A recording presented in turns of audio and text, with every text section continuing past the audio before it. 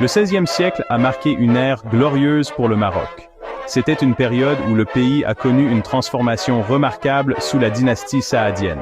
Cette dynastie, qui a régné de 1549 à 1659, a laissé une empreinte indélébile sur l'histoire du Maroc. C'était l'époque de la dynastie saadienne, une période marquée par une grande puissance et prospérité. Les Saadiens ont construit des palais somptueux et des mosquées magnifiques, dont beaucoup subsistent encore aujourd'hui, témoignant de leur grandeur et de leur raffinement architectural. Sous leur règne, le Maroc a prospéré, son influence s'étendant au loin. Les villes marocaines étaient des centres de commerce et de culture, attirant des marchands et des érudits de diverses régions. Les routes commerciales étaient animées, reliant le Maroc à l'Europe, au Moyen-Orient et à l'Afrique subsaharienne. Les Saadiens étaient des diplomates astucieux et des guerriers féroces, connus pour leurs prouesses militaires. Ils ont su défendre leur territoire contre les invasions étrangères, notamment celles des Portugais et des Ottomans, consolidant ainsi leur pouvoir et leur influence. Ils ont repoussé les invasions étrangères et élargi l'empire marocain. Les batailles victorieuses, comme celle des Trois Rois en 1578, ont renforcé leur réputation de redoutables stratèges militaires. Les fortifications qu'ils ont construites témoignent encore de leur génie défensif. Cette époque a vu l'épanouissement de l'art, de la culture et du commerce, faisant du Maroc un phare dans la région.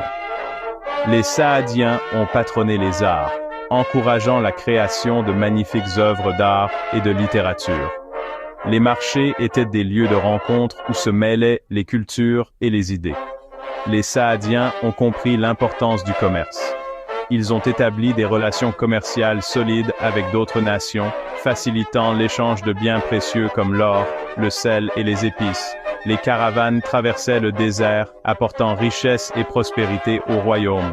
Ils ont activement encouragé les relations avec d'autres nations, en particulier celles de l'autre côté du désert du Sahara. Les Saadiens ont envoyé des émissaires et des diplomates pour établir des alliances et des accords commerciaux, renforçant ainsi leur position sur la scène internationale. Cette prévoyance a conduit à l'essor de la route commerciale transsaharienne, reliant le Maroc au cœur de l'Afrique. Les caravanes transportaient non seulement des marchandises, mais aussi des idées et des cultures, enrichissant ainsi le tissu social et culturel du Maroc. Ce commerce n'était pas seulement un échange de biens, c'était un échange culturel, une rencontre des civilisations. Les influences africaines, arabes et européennes se sont mêlées, créant une culture marocaine unique et riche. Les échos de cette époque se font encore sentir aujourd'hui. Le patrimoine laissé par les Saadiens continue d'influencer la culture et l'identité du Maroc moderne, rappelant une époque où le royaume était au sommet de sa gloire. L'Empire saadien, à son apogée, était un spectacle à contempler. Fondé au XVIe siècle, cet empire a marqué l'histoire de l'Afrique du Nord par son étendue et sa puissance. Il s'étendait à travers l'Afrique du Nord, englobant une vaste étendue de terre. Les frontières de l'Empire s'étiraient des rives de l'océan Atlantique jusqu'aux confins du désert du Sahara, couvrant des régions qui sont aujourd'hui le Maroc, l'Algérie, la Mauritanie et le Mali. Des rives de l'océan Atlantique aux confins du désert du Sahara, le sultan saadien régnait en maître. Cette domination territoriale n'était pas seulement une question de pouvoir militaire, mais aussi de contrôle stratégique des routes commerciales et des ressources naturelles.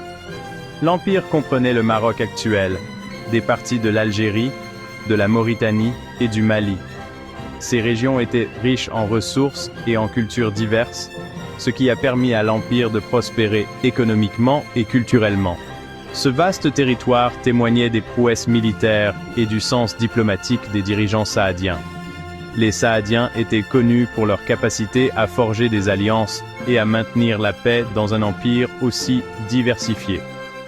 Cette étendue géographique a facilité le commerce transsaharien, qui était une bouée de sauvetage pour l'économie saadienne. Les caravanes traversèrent le désert, transportant des marchandises précieuses comme l'or, le sel et les épices. Les routes commerciales, sillonnant le désert du Sahara, étaient les artères à travers lesquelles circulaient non seulement des marchandises, mais aussi des connaissances, des idées et de la culture. Les échanges commerciaux ont également permis la diffusion de la religion, des sciences et des arts. Cet échange a enrichi l'empire saadien en faisant un creuset d'influences diverses. Les marchés étaient des lieux de rencontre où se mêlaient des gens de différentes origines, contribuant à un dynamisme culturel unique. L'héritage de l'empire saadien est encore visible aujourd'hui dans l'architecture, l'art et les traditions de la région. La route commerciale Draa-Tagaza-Tombouctou était l'artère la plus vitale du réseau commercial transsaharien. Cet itinéraire, s'étendant sur plus de 3000 km, n'était pas pour les âmes sensibles. Il serpentait à travers l'impitoyable désert du Sahara, une étendue perfide de dunes de sable, de plateaux rocheux et d'un soleil brûlant. Seules les caravanes les plus expérimentées et les plus résistantes osaient entreprendre ce voyage ardu. Cette route reliait la ville marocaine de Draa, située à la limite sud des montagnes de l'Atlas, à Tagaza, un centre d'extraction de sel dans l'Algérie actuelle. De Tagaza, la route continuait vers le sud jusqu'à la légendaire ville de Tombouctou, un centre majeur d'apprentissage et de commerce dans l'Empire du Mali. Section 4. Un confluent de culture, échange de marchandises. La route commerciale. Draa, Tagaza, Tombouctou était un conduit pour une gamme variée de marchandises, reflétant la richesse et la diversité des régions qu'elle reliait. Du nord venaient des produits manufacturés d'Europe, acheminés par les villes portuaires animées du Maroc. Ceux-ci comprenaient des textiles, des armes et d'autres articles de luxe, très prisés sur les marchés de l'Afrique subsaharienne. Les caravanes en direction du sud transportaient ces marchandises européennes, ainsi que des produits des plaines fertiles et des oasis du Maroc. Les dattes, les amandes et autres fruits secs étaient très recherchés, tout comme les articles en cuir et la métallurgie finement travaillée pour lesquels le Maroc était réputé. Section 5. Zagora, l'oasis qui a fleuri. L'oasis de Zagora, nichée sur les rives du fleuve Draa, a joué un rôle central dans le commerce transsaharien. Depuis des siècles, cette oasis a été un point de rencontre pour les caravanes qui traversaient le désert, transportant des marchandises précieuses comme l'or, le sel et les épices. Les palmiers qui bordent le fleuve Draa offrent une vue pittoresque, mais ils sont aussi essentiels pour la survie dans cette région aride. Située au carrefour des principales routes caravanières, Zagora est devenu un centre vital pour les marchands et les voyageurs. Les caravanes de chameaux, chargées de marchandises, traversaient des milliers de kilomètres de désert pour atteindre cette oasis. Les routes historiques qui traversent Zagora témoignent de son importance stratégique et économique. Les voyageurs trouvaient ici non seulement un lieu de repos, mais aussi un marché animé où ils pouvaient échanger leurs biens.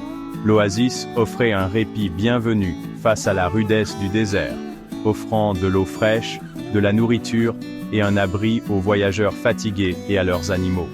Les sources d'eau douce étaient particulièrement précieuses, permettant aux caravanes de se ravitailler avant de poursuivre leur périple. Les voyageurs pouvaient se reposer à l'ombre des palmiers, tandis que leurs chameaux se désaltéraient et se nourrissaient. À mesure que le commerce prospérait, Zagora prospérait également. Les marchés de l'oasis étaient remplis de produits exotiques et de trésors venus de loin. Les épices, les tissus, les bijoux et les objets artisanaux attiraient des acheteurs de toutes les régions. Cette prospérité a permis à Zagora de se développer et de devenir un centre économique majeur dans la région. L'afflux de richesses et de personnes a transformé l'oasis en un centre commercial florissant. Les marchés étaient animés, avec des marchands criant leurs offres et des acheteurs négociant les prix. Les caravanes apportaient des marchandises rares et précieuses, et les échanges commerciaux étaient intenses. Cette activité économique a attiré des gens de toutes les régions, contribuant à la diversité culturelle de Zagora. Les marchés grouillaient d'activités, offrant un éventail éblouissant de marchandises provenant de tout le Sahara et au-delà. Les étals étaient remplis de produits variés, allant des épices exotiques aux tissus colorés, en passant par les bijoux et les objets d'artisanat. Les marchands venaient de loin pour vendre leurs produits, et les acheteurs affluaient pour profiter de cette abondance. La population de Zagora a augmenté, et la ville s'est agrandie avec de nouvelles maisons, mosquées et caravansérails surgissant pour accueillir la population croissante. Les caravansérails, en particulier, étaient essentiels pour héberger les marchands et leurs marchandises. Ces structures offraient un abri sûr et confortable, permettant aux voyageurs de se reposer et de préparer leur prochain voyage.